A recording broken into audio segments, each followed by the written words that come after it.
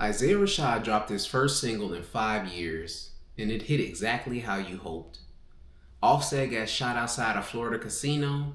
The FBI is now involved, and the shooter still hasn't been caught. Ye is getting banned from countries one by one, and is still selling out stadiums. And this week, 606 and Go has a book highlight and an artist spotlight because this show is never just about the news. I'm Doubl. This is 606 and Go. Let's get into the top 6. And we start with number 6, and this one hits personal for anybody who's been rocking with real hip hop. Isaiah Rashad is back with an album called It's Been Awful that's planned to be out May 1st through TDE and Warner Records. His first project since The House is Burning in 2021, nearly 5 years of silence almost. He came with his lead single on April 10th called Same Shit. And I need you to understand what this single actually sounds like, because it doesn't sound like a grand return. It sounds like a man who never left. Gravelly mutter, dark southern production, trunk rattling beats from Don Oscar and Mario Luciano. The video shows Rashad getting unstuck in time, flashing between luxury in LA and struggle back home in Chattanooga.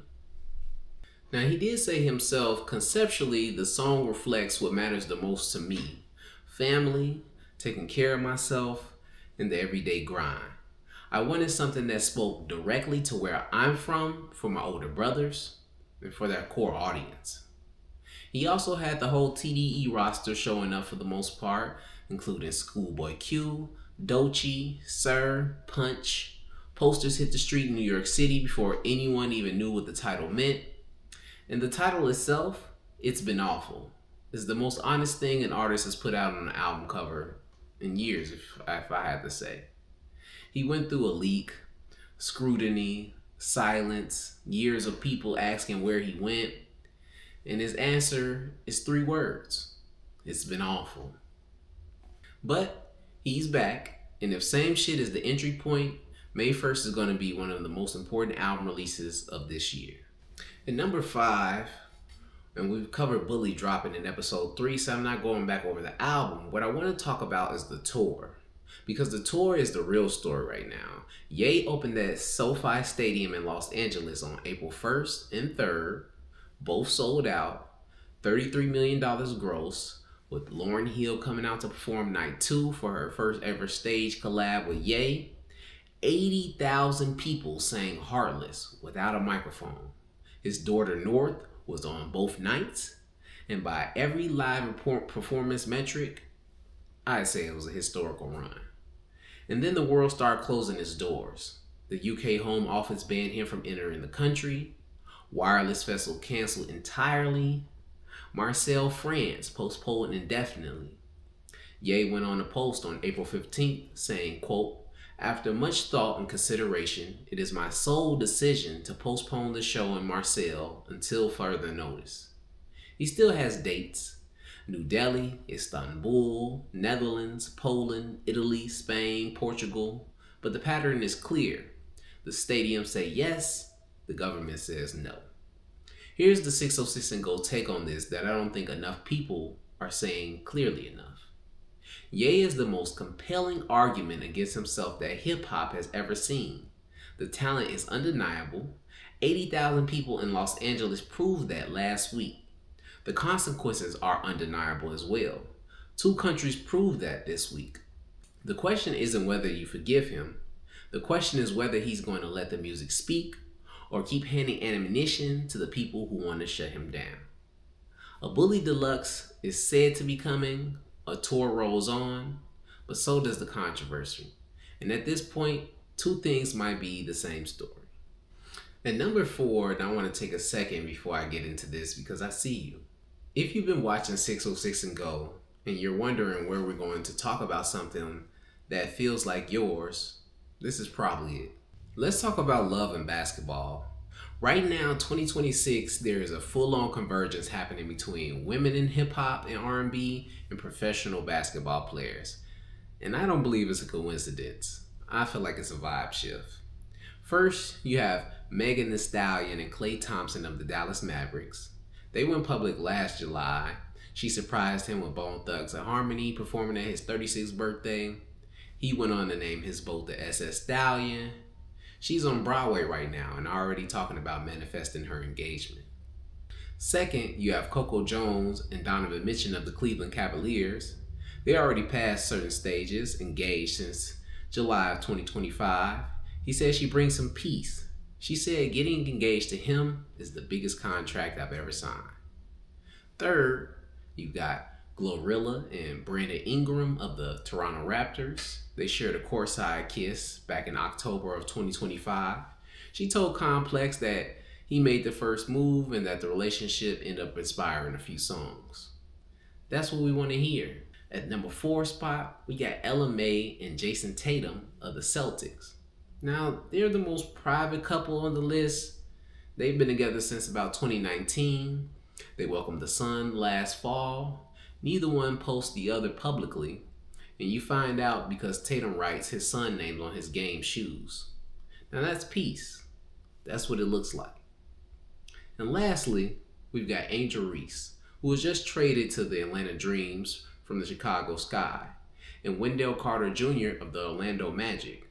He confirmed it on live TV. She showed up to his game in a custom jersey. Now here's the real take on what this moment means. These women aren't accessories. They are not wags in the old sense of that word. They're co-headliners. They have their own Grammys, their own platinum records, their own sold out tours. They choose the bag and the love and the visibility. And the man they choose are letting them be exactly who they are without shrinking them. That's the standard. And right now, hip hop and basketball are setting it together. Number 3, and I want to lead with the most important update first. Offset is out of the hospital. He was released on Friday, April 10th. His spokesperson confirmed he is up and walking. The injuries were non-life threatening and he's recovering. That's the most important thing here. Now here's the full picture of what happened. Monday, April 6, approximately 7 p.m. outside the Seminole Hard Rock Hotel and Casino in Hollywood, Florida, Offset was shot in the valet area. Police allege that rapper Lil TJ, real name Tion Merritt, exited a vehicle, pointed at Offset, and directed members of his group to start a fight. During the altercation, one member of TJ's group allegedly pulled a firearm and shot Offset once. Lil TJ was arrested at the scene and charged with disorderly conduct. He bonded out Tuesday. His attorney was clear TJ was not charged with shooting. He denied involvement. Coming out of jail shirtless, he called Offset a rat. Said the last thing he saw was Offset looking at him saying, "That nigga shot me." The shooter has not been identified. The FBI is now involved. This week they released surveillance photos, a matte gray Tahoe and a black Suburban that fled the scene, and are asking the public for help identifying the subject. This beef goes back to January 2025, when TJ went on Twitch live stream and called Offset broke, claimed he had a gambling addiction, and said Offset owed him $10,000 from a casino trip. Now, I don't need to tell you the weight of what it means when Offset gets shot. You already know what happened to Takeoff in 2022. Migos lost a member to gun violence, and now we're here again. The FBI is working on the case. The shooter is still out there. This story is not closed, and 606 and Go will keep watching.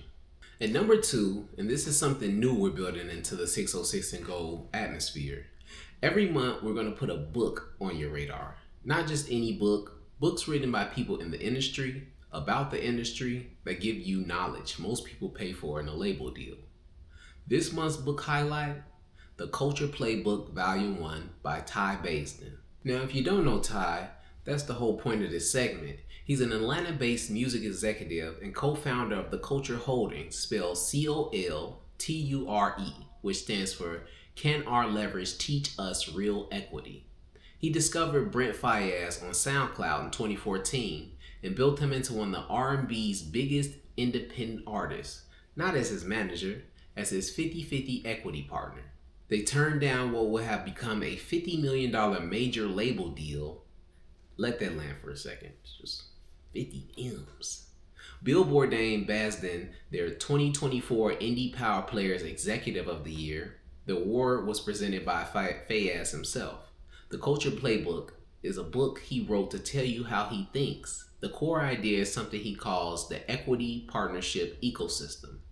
The model where artists start their own companies and managers invest as equity partners instead of just taking a percentage. He studied the likes of Master P, Jay-Z, Diddy, T.I., Grand Hustle to build his philosophy. Here's a quick excerpt from the book that I keep coming back to. Paying your dues has nothing to do with being shortchanged out of your business. Paying your dues is the hard work you do to get in the position. Rewind that back for me. This book is for every artist who's been told they have to suffer before they can own anything. It's for the manager who wants to build something instead of just earning a percentage. It's for every person in this audience who understands that hip hop is bigger than music. It's the most valuable culture in the world, and somebody is going to own it. If you're interested in the Culture Playbook Volume 1 by Ty Basden, it's available on Amazon, Kindle, or thecultureplaybook.com. That's this month's book highlight. The segment lives here now, every month, no fillers, just game, the good kind. At number 1, and before I get into this one, I want to say something directly. The Artist Spotlight is going to be a permanent part of this show. No payola, no label deals, no favors, just artists who deserve the light and haven't fully gotten it yet. This week's artist is SadBoi. Her real name is Ebony Jade Catho Ogaro. She's 26 years old, born in Toronto, Weston Road, an Antiguan Jamaican, and indigenous descent, now based in Atlanta. Her sound is one of the hardest things to put into a box that I've come across in a while. She bounces between alternative R&B, dancehall, reggae, soca, garage, house, drill, all in the same room. And somehow it doesn't get crowded. It sounds like home. She's already got the Drake cosign. He personally helped her name her 2024 project Bear Chat on the LVRM record, the same label behind Black and Summer Walker. She won the 2025 Juno Award for Dance Recording of the Year for No Time with Interplanetary Criminal. Pitchfork called her December 2024 EP Dry Cry, and I want you to hear this, a declaration for income and supremacy. She's modeled for Adidas and Rihanna Savage x Fenty. She's completed her first headline tour in the fall 2025, which sold out 2 nights in Toronto. She's been on stages across the US and Europe. Her 2025 single Therapist premiered on Color X Studios, and her March 2026 collab Out Late with Loud Luxury got played at Travis Kelce's Super Bowl party. She has just under 900,000 monthly Spotify listeners right now. She doesn't have a Chicago date on her touring calendar. And that's the whole point of this segment. Before the world fully catches up, 606 and Go is already here. Start with Therapist, or my personal favorite, Pop Shit, on YouTube. Then go to Dry Cry, and then tell somebody about it. SadBoi, that's SadBoi. Remember where you heard it. That's the top 6 at 606 for the week of April 18th, 2026. Isaiah Rashad reminding us why we fell in love with real hip hop. Ye selling out stadiums while the country closes their doors. The love and basketball moment that's redefining what power couples look like. Offset recovering, and the FBI still looking for whoever pulled that trigger.